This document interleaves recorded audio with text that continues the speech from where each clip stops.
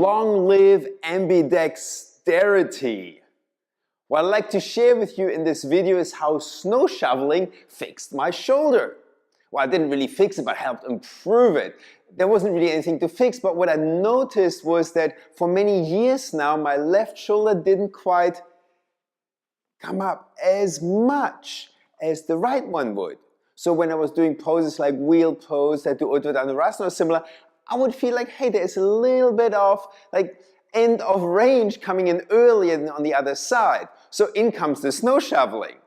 You know, like living in Canada this winter, plenty of snow every day, lots of practice. Meaning I can shovel to one side, but I can also shovel to the other side.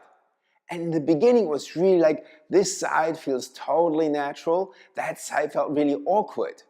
Kind of like trying to brush your teeth with the other hand. Have you ever tried that? So what happened was that I ended up doing both sides equally to see, can I balance out my shoulders? And as a result, now quite a few weeks into this winter, I don't even notice which side is which. It made such a difference then now in my practice when I do any poses that have my arms overhead, very easily they're the same. I'm very happy. My encouragement for you is to try this out. Whatever you normally find yourself doing with one hand, try the other.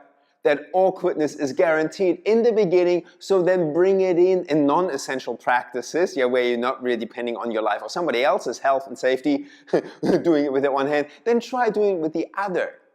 Particularly if it involves a little bit of strength, then you're starting to challenge your system to become a bit stronger on that side.